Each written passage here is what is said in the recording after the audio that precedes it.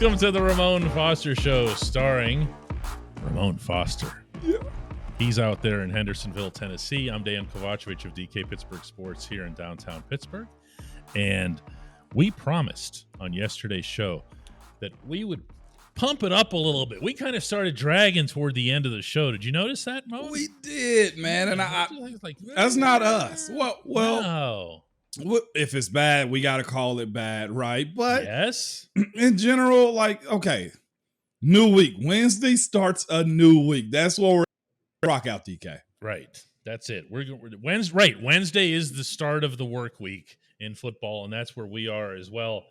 And when I get to thinking about a positive related to this team, I get to thinking about the way Mike Tomlin has spoken over the past 72 hours about Kenny Pickett. He sees something that he likes. He sees something beyond whatever the numbers are, and certainly beyond those two trying a little too hard interceptions there at the end. And I got to say something here, because that's not all that common with this head coach. He's not one to go, embracing young players. He wants them to earn. I know, right? So what is it that you think, Moan, that he's seeing? Well, number one, I think it's because Kenny's the guy. Like, he is. Like, almost everyone to a T that I've listened to talk about Kenny Pickett, from yourself to people on big networks to us just seeing him, nobody is really saying anything bad about Kenny, because I think they all see the talent in which he has. They see the attitude and how he approaches the game. They see his play. They see his athletic ability too, which we hadn't talked a lot about anyway, like seeing his wheels and how he gets down the field, man, and his toughness. I think Coach knows he can build off of this. I think Coach knows also, this is my quarterback. Yeah, that's it. That's the ultimate thing. Like, say what y'all want to. Like, Coach T get raw in the meeting rooms and just blunt about, and he won't do it with us, but it'd be like, look, y'all better get your stuff together, because this is where we're laying our head at. It's on Kenny Pickett, man. And I'm glad to kind of see him embrace that. And I think he know what all of us know too. It's a matter of surrounding him with the right people. And I won't even say that C word, coaches, but or coordinator, but it's just a matter of time before all this grows. Like, him to be throwing over 40 passes and getting 72%, I think, in that Miami game, shows that the accuracy is there. The way he competes, the way he goes about the preparation. And the last thing is how he simply shut up when it wasn't his turn to talk when Mitch Trubisky was quarterback. That says a lot too. Yeah, no doubt about that. I mentioned it on the show earlier this week, and I want to keep calling attention to it. That 4th and 6 play that he throws that bullet across the middle to Pat Freiermuth for a 21-yard gain. Yeah. You watch Kenny's body language on that, and his body language looked no different than after the pick. Yep. It's the pick doesn't occur because he's a rookie going, whoo. Yeah. The pick occurs because he made a bad decision. He tried something a little bit too hard. He thought Deontay Johnson was coming back to the ball. Deontay didn't.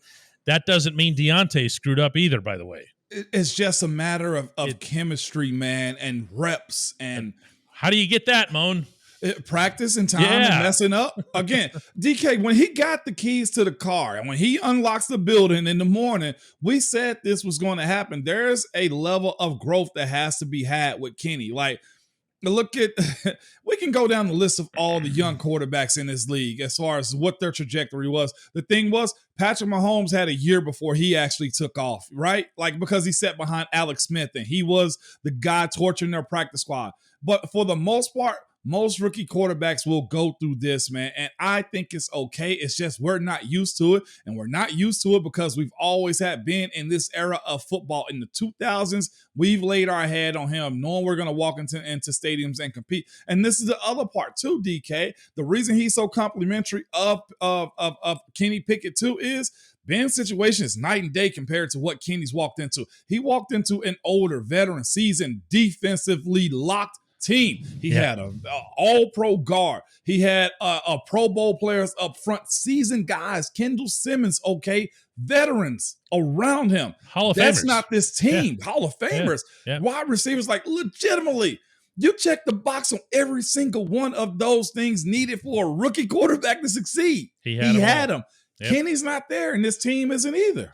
No, and the other thing that jumps out about what Tomlin says about Pickett, and man, does he emphasize this a lot with a lot of guys, but especially younger guys, is how they are in stadiums. Yeah. And I want to ask you, because you as a player had to hear that a lot, whether it was related to yourself or to others and whatever. What does he mean specifically? What's he looking for? What are the tips, good or bad, that let him know, hey, I can't be sending this guy out through the tunnel on Sunday? Man, what he looks for is the competitive nature, how you are, as he like to say, when stuff get tight. And there's been a lot of tightness this year. Wait, didn't he do that? Tight, yes, exactly. Or when, he said, in the face of adversity, don't blink. Like, as you said just a second ago, before you even asked that question, on the pick and the completion, right? Like, Kenny was the same. And situations where we lost players throughout the season, everybody to a man stayed 10 toes down and looked the other team in their face and said, let's go battle. Kenny has that. That's what you're looking for when it comes down to a Steeler type, right? Like a guy that, man, I know I'm a little banged up, but I'm going. Like, that's how it goes in that room, in that building, the way you characterize guys. You know what I'm saying? Like, it's not cute. Like, when guys started to do their own thing on the team, no matter what, though, DK, they still showed up and played hard-nosed football when it came down to social media and everything else. Yeah, no question about that. When we come back on the Ramon Foster Show, we're going to use not the C word that Ramon was talking about, the R word that no one likes to talk about.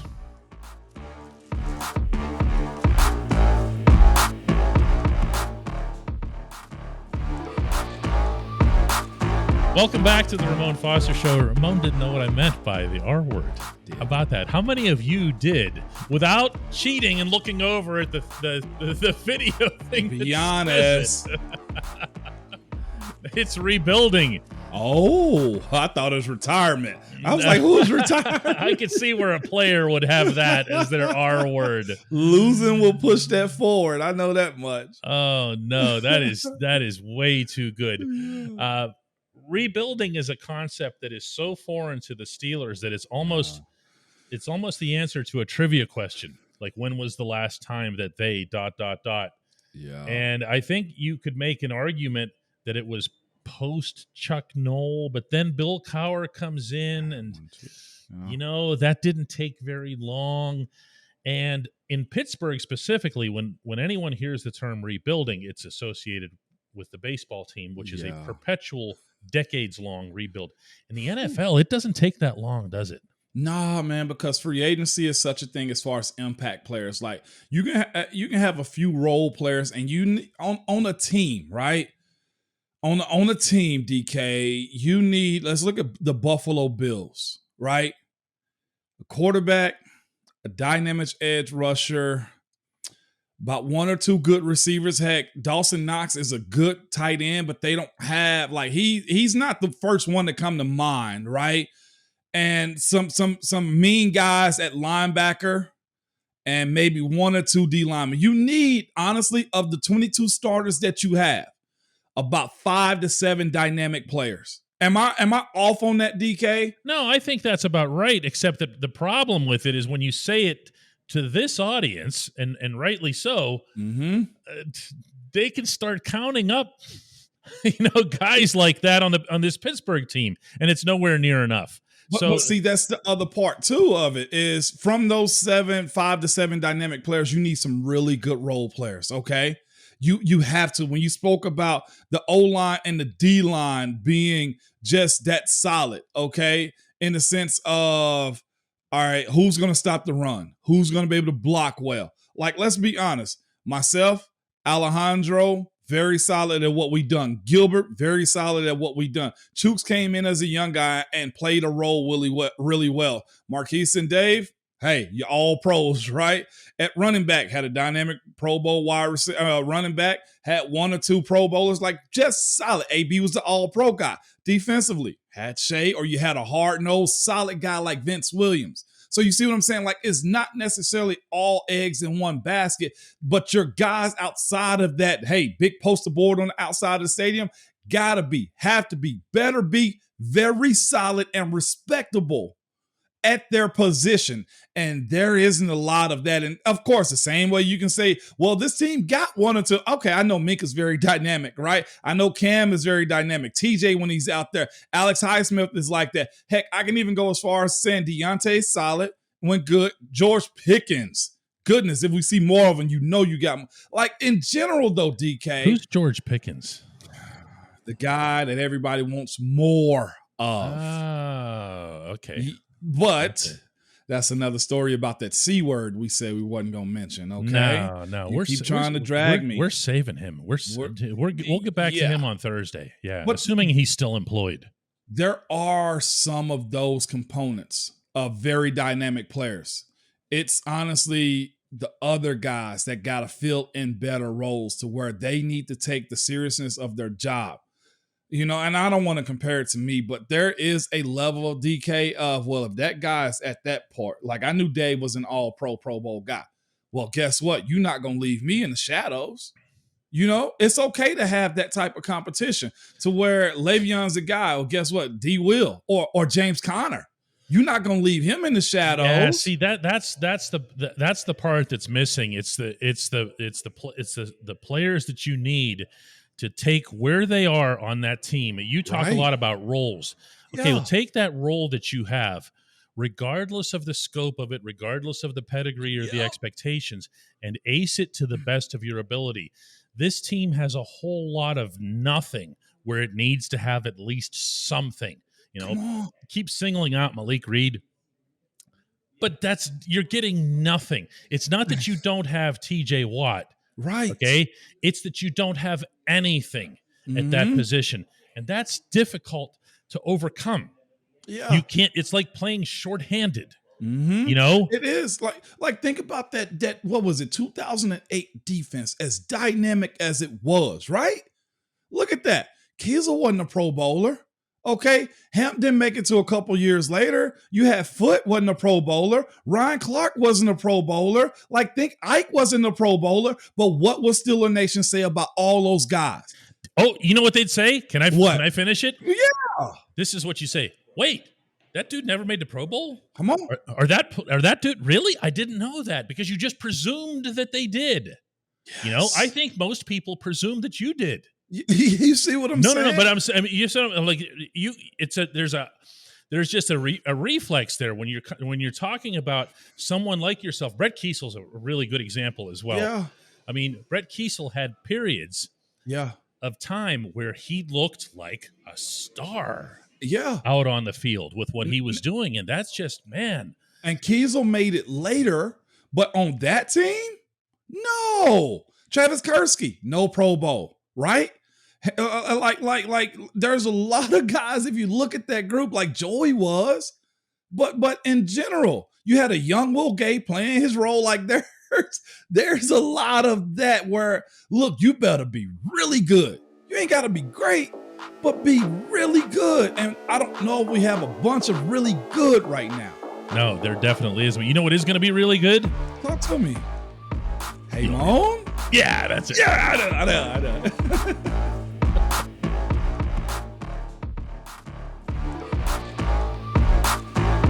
Welcome back to the Ramon Foster Show, the only segment that matters. It's brought to you always by the Get-Go Cafe and Market, where quality is at the core of every menu item. There are 3 expert chefs fine-tuning every detail so that every sub, burger, salad, wrap, drink, and app is crafted for craveability. Order these amazing items at the Get-Go Cafe and Market today. Better believe it. Moan. Yeah. Matthew Christoph asks, hey, Moan, I've been saying this for 3+ years, but the offense really needs to develop some decent plays. Matthew's really going out on a limb here, but I digress.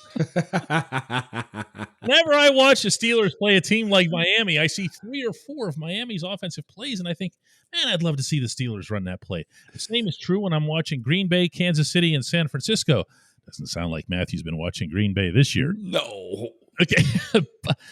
The Steelers, though, seem completely unimaginative. They could completely revitalize their playbook by watching a weekend of non-Steelers football. Am I right? Yeah. That's a fair question. It's the assumption though that the playbook is small. The playbook is small. Let me go through it real quick, man. No, we can't assume that because I think this offense is so, I hate to even say young, but it's still so new and fresh that, and I honestly think the anxiety of Matt Canada is so raw when it comes down to calling plays. Why introduce anything new? Like, let's get what I've installed down. And this is the thing too. I think for the most part, he has those plays in his playbook. It's a matter of knowing when and what situations to call them in. Also, like you got to understand, like install and camp is usually like the first 5 to 7 days. Every day there are probably about 5 to 7, maybe 10 new plays a day. You're ingesting a lot. And then when the season comes, that portfolio shrinks down to probably, let's be honest, man, 15 different plays, maybe a smidge more, but it's not a whole lot of twisting and turning of what plays are. What you're seeing now is just simply Matt Canada's like philosophies. You're seeing just his concepts and what he's comfortable with and what got him to the point of being an NFL offensive coordinator.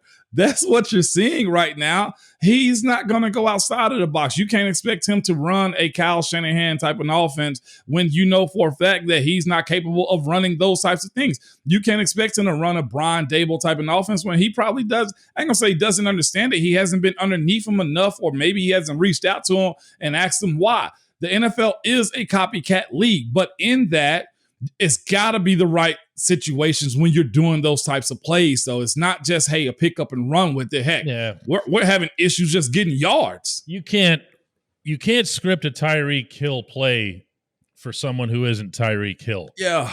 So that's one way of looking at it. You can, though, pick up on when other teams, and not just your opponent that day, but other teams are, let's say, for example, really utilizing the middle of the field.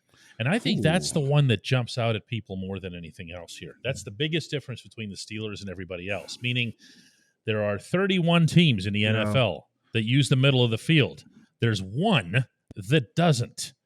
Even though on those occasions when it does, whether that's a second read, third read, or 4th and 6 to Freiermuth or whatever it is, they're effective at it. This is the part that makes you crazy, you know?